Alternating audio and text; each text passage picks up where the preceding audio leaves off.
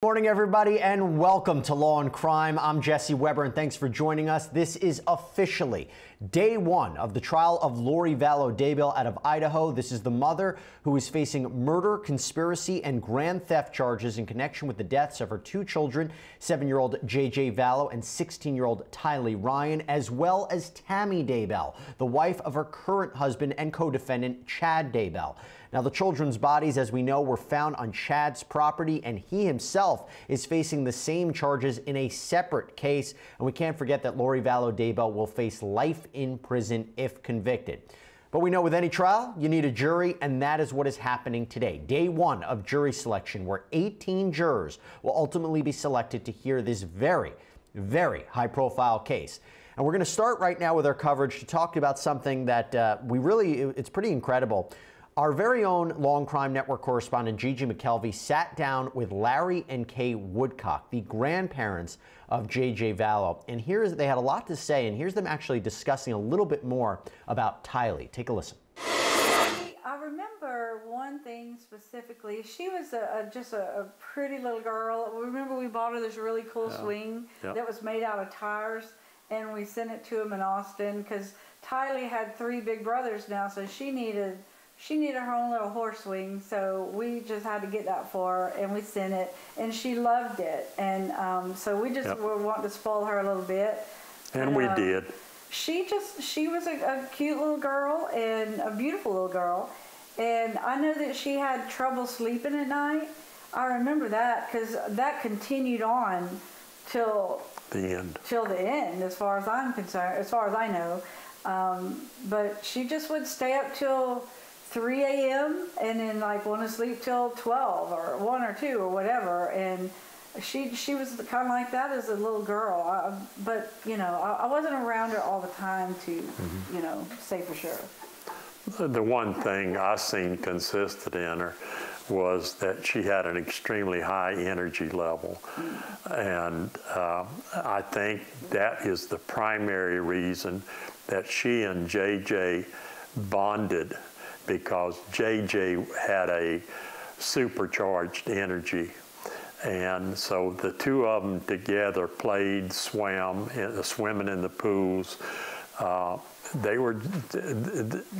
They were a good brother and sister, and she loved him. Yeah, no doubt. She took care of him.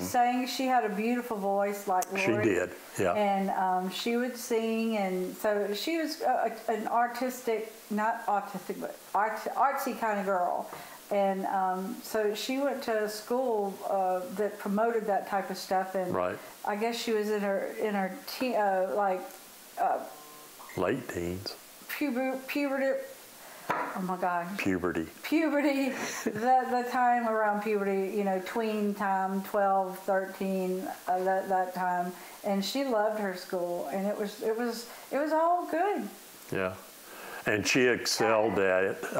She was also extremely intelligent too. She was very intelligent, and she was very independent. That, to me, it was probably one of the things that stood out to most. She was a very independent little girl. Always heartbreaking to hear about that, learning a little bit more about the children in this case. But I want to talk right now with the person who conducted that interview. On the ground right now, outside of the Ada County Courthouse in Idaho, is Law and Crime Network correspondent Gigi McKelvey. Gigi is going to be our eyes and ears because there are no cameras allowed in this courtroom during the course of this trial. So Gigi is going to be our excellent reporter. Gigi, good morning. I see it is very cold there. You conducted such a great interview with the grandparents. If you want to provide a little bit, and we're going to play some more clips from it. If you want to give everybody a little bit of insight about what you learned, but also tell us, what is it like right now outside the courthouse for day one of the Lori Vallow Daybell trial? Well, right now, the jury, the potential jurors are starting to file in and gather in the lobby of the courthouse. I'm not sure if they've actually started letting them in yet, but so far doesn't seem like there's many spectators here, but we still have a little ways to go before people arrive and this gets going. But, you know, just a little bit of an energy. I talked to a couple of local reporters, and they're ready to see this thing get started. There's a little bit of apprehension and, you know, for me, a little bit of heaviness in the air because it makes it real why we're here. We've heard about JJ, Tylee, and Tammy all these years, and now day one, it really hit home to me when I walked up to this courthouse why we're here for those 3 victims. And also there was a question of even if we were going to get there, because we know there was a competency issue with Lori Vallow Daybell about whether or not she'd even be competent to stand trial. We are at the point where this trial is going to happen.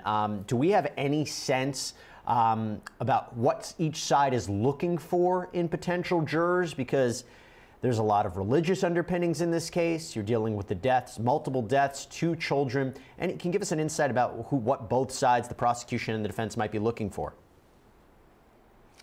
I think that they're just going to have to try to find people ultimately who can be open-minded. And, you know, I have some people I know here in Boise who will tell you not everybody knows the ins and outs of this case. They know a very rough draft of it or just a little bit.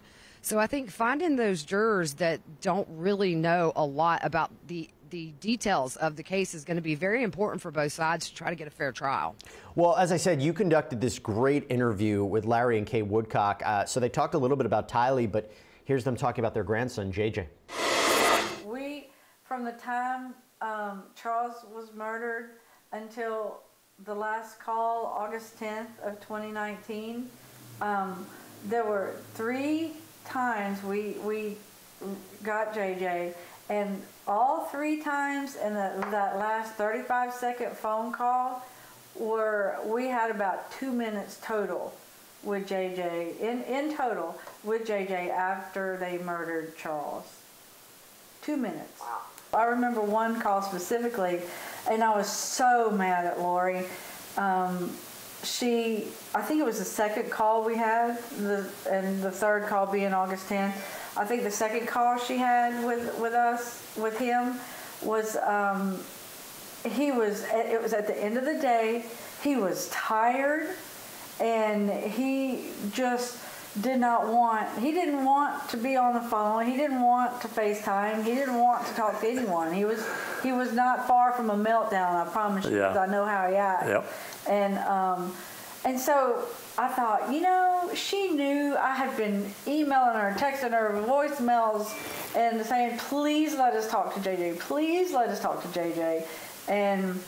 And then so that's when she gets him to call, or she lets him FaceTime us, you know, that night when he is really in the worst mood ever and didn't even want to talk. He just turned himself around in the chair and he was fussing and I don't want to talk. And so it's like she did that purposely, you know, and that just was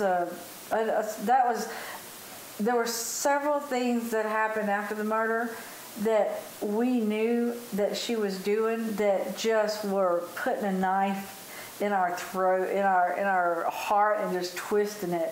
And she was doing it purposely. No doubt about it.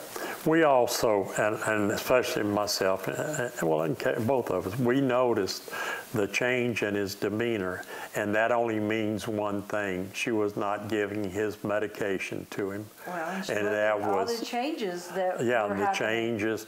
You know, special need children like JJ have to have stability, and then in JJ's case, his motor was wound extremely tight, and his energy level was so high that his medication, there was no doubt in those videos before he was murdered that she had quit giving him his medication, because that was not the JJ acting that way that he acts around us and whenever we were there, and he was just being a normal boy.